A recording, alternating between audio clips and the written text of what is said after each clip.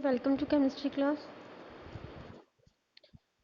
आज का टॉपिक है वुड्स रिएक्शन। ये किसका पार्ट है? ये है reaction of alkyl halide with metals. उसकी ये थर्ड पार्ट है, थर्ड हेडिंग है वुड्स रिएक्शन। इसमें क्या होगा, एल्किल हैलाइड की मेटल से रिएक्शन करवानी है। पर इस रिएक्शन में क्या होता है, यह रिएक्शन इसमें सिर्फ जो मेटल यूज होगी वो होगी सोडियम मेटल, और हमें जो मीडियम यूज करना है वो होगा इसमें ईथर। ईथर मीडियम में सोडियम की रिएक्शन एल्किल हैलाइड से करवाते हैं तो प्रोडक्ट क्या बनता है? एल्केन। जैसे कि एग्जांपल यहाँ एल्किल हैलाइड में हमने यहाँ एग्जांपल लिया है मिथाइल क्लोराइड का CH3Cl।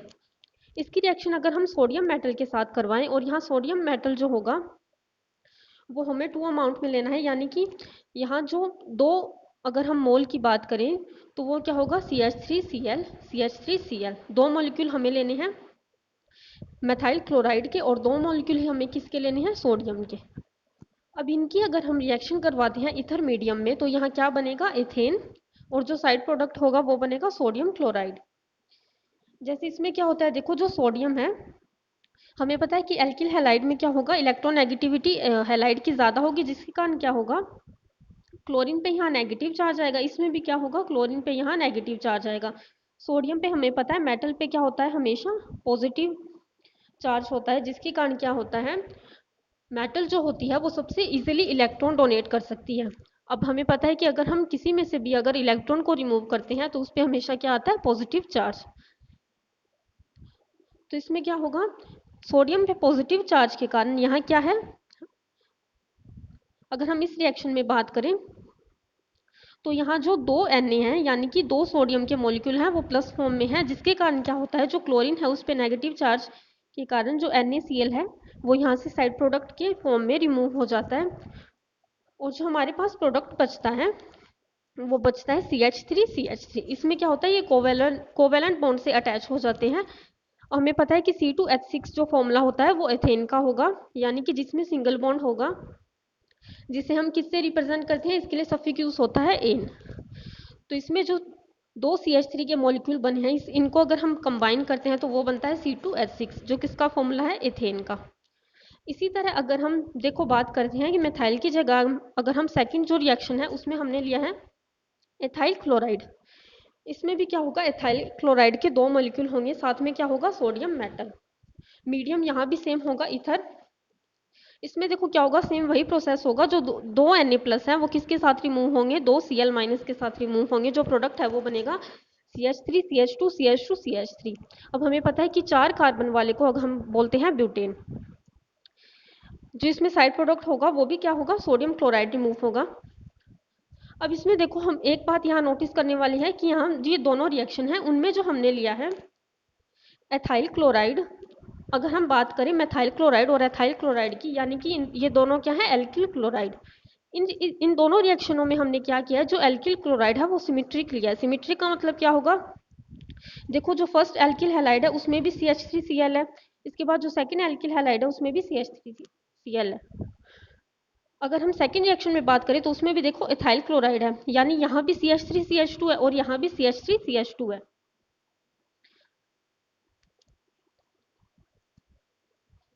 इसके बाद देखो जो थर्ड रिएक्शन है ये वुड्स रिएक्शन का ही पार्ट है। हमने इसमें दो रिएक्शन तो कर लिया, अब इसमें थर्ड रिएक्शन है कि अगर दो अलग अलग प्रकार के एल्किल हैलाइड लिए जाए तो यहाँ 3 प्रकार के एल्केन का मिश्रण बनेगा, क्योंकि अलग अलग प्रकार के एल्काइल समूह जब रिएक्शन करते हैं तो क्या होता है कि मिथाइल की मेथाइल से, या मिथाइल की एथाइल से, या एथाइल की एथाइल से रिएक्शन होने के चांसेस होते हैं।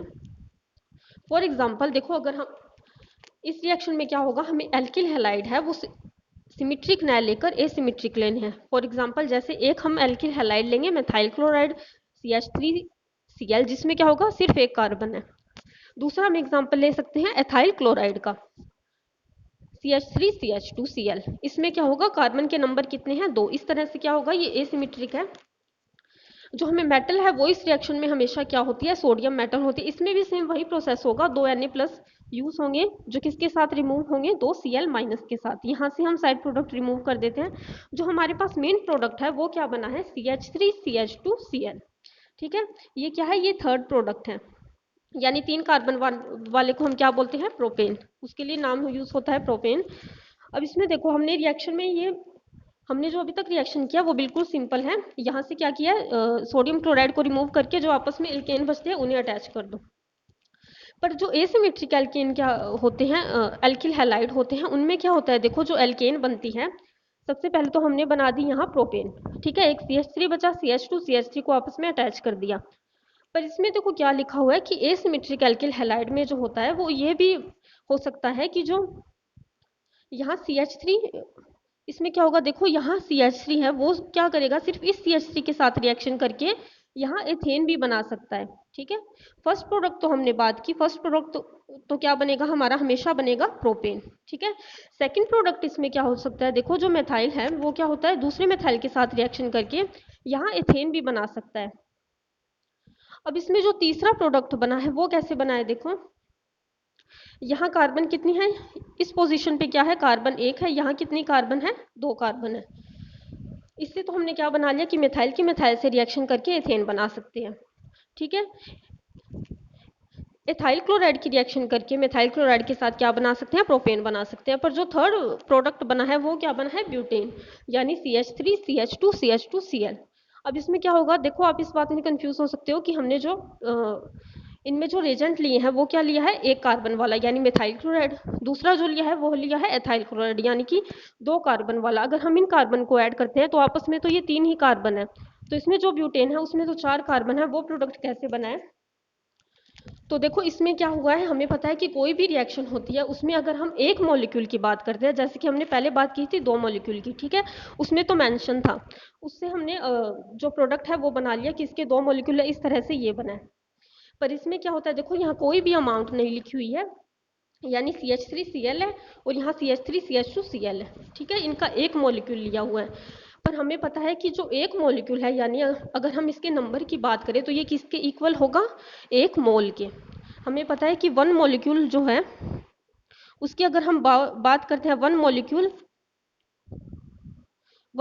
इज इक्वल टू क्या होता है, अगर हम केमिस्ट्री की लैंग्वेज में बात करते हैं अमाउंट में, तो वो जो उसकी अमाउंट है वो क्या होगी, वो होगी 1 मोल।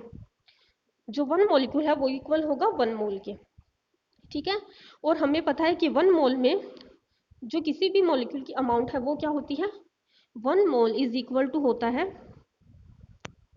6.023 इंटू 10⁻23, ठीक है।